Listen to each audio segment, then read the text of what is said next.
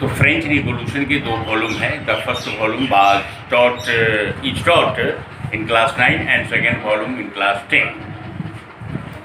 इसमें बहुत सारे लेक्चर हम पहले भी दे चुके हैं। जो अब ये लास्ट चैप्टर है, ये सेकेंड वॉल्यूम 1815 से लेकर के 1848 तक है, जब ग्रेट रिवॉल्यूशन ऑफ यूरोप हुआ था तब तक के। और फ्रेंच रिवॉल्यूशन के बाद फ्रांस में इतने सारे चेंजेस हुए हैं। ये चेंज क्या है? First, France was under absolute monarchy. Absolute monarchy के अंदर था, जहां ल्यूस फर्स्ट से लेकर के ल्यूस 16 तक था शासन। वो शासन अब समाप्त हो गया 1789 के बाद।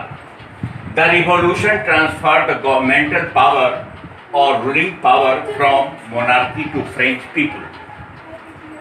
थर्ड है, ideas like la patrie means fatherland and le citizens means citizen were adopted. Fourth, the royal flag was replaced by the new French flag. Fifth, French became the national language of France. Sixth, uniform weights and measurement system were adopted. Seventh, abolishment of internal custom duties and dues. Eighth, the centralized administrative system was established. And last, National Assembly was renamed by eliminating general states general। तो ये सारे changes France में हुए 1789 के बाद और Napoleon Bonaparte के शासन में आने के बाद 1804 के बाद। जो नेपोलियन बोनापार्ट इतना कुछ करने के बाद बहुत अच्छे काम किए फ्रांस के लिए, लेकिन बहुत बुरे काम, क्योंकि बहुत एम्बिशियस आदमी था। वो अपने पड़ोसी देशों पर आक्रमण किया करता था, जिसके कारण पड़ोसियों के साथ उसके रिलेशन खराब हो गए।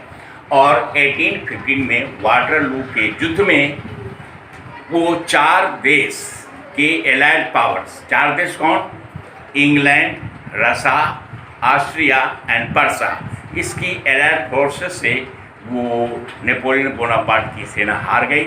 और फिर उसको हाथ पैरों में बेड़ियां लगा के और भेज दिया गया सेंट हेलेना आइलैंड में, जहां 1821 ईस्वी में उसकी मौत हो गई। तो ये रहा चेंजेज फ्रेंच रिवॉल्यूशन के बाद।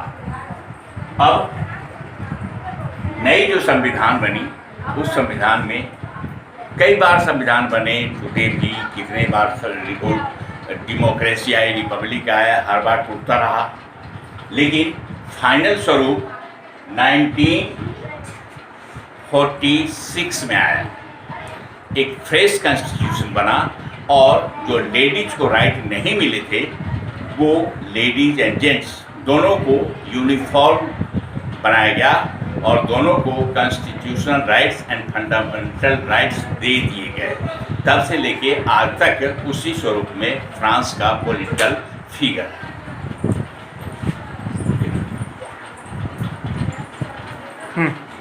कितने मिनट का हुआ?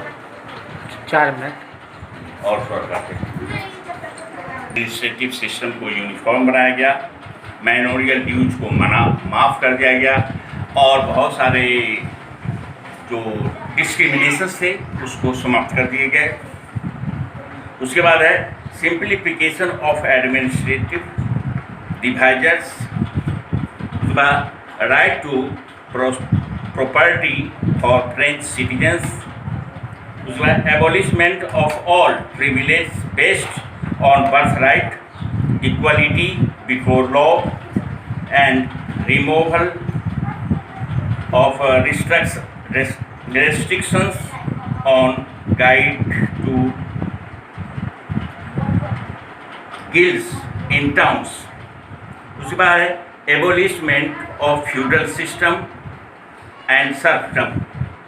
There was improvement in transport and communication system, इतने सारे सिस्टम देश के कल्याण के लिए लाए, लेकिन कुछ काम उनके ऐसे हुए जिससे कि उनके जीवन का अंत भी हो गया।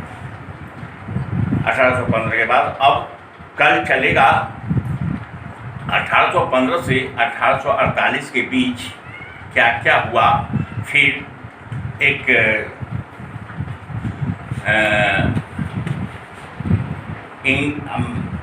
ऑस्ट्रिया के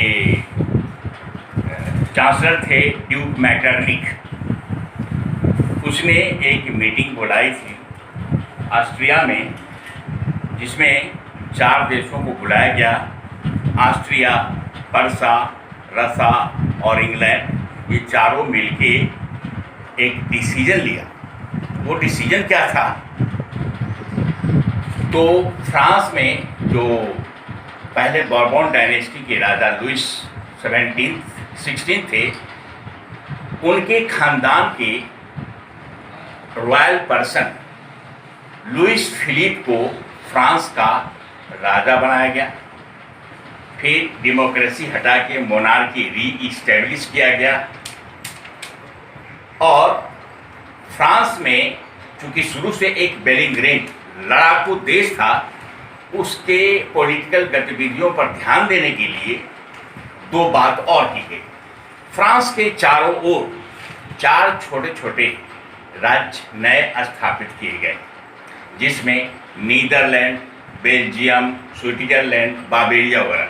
ये इसलिए ये चारों देश फ्रांस की पॉलिटिकल गतिविधियों पर ध्यान देंगे, so that it could not expand it's territory. भविष्य में ऐसा ना करें, इसलिए ऐसा किया गया। तो आज इतना ही, फिर कल आगे।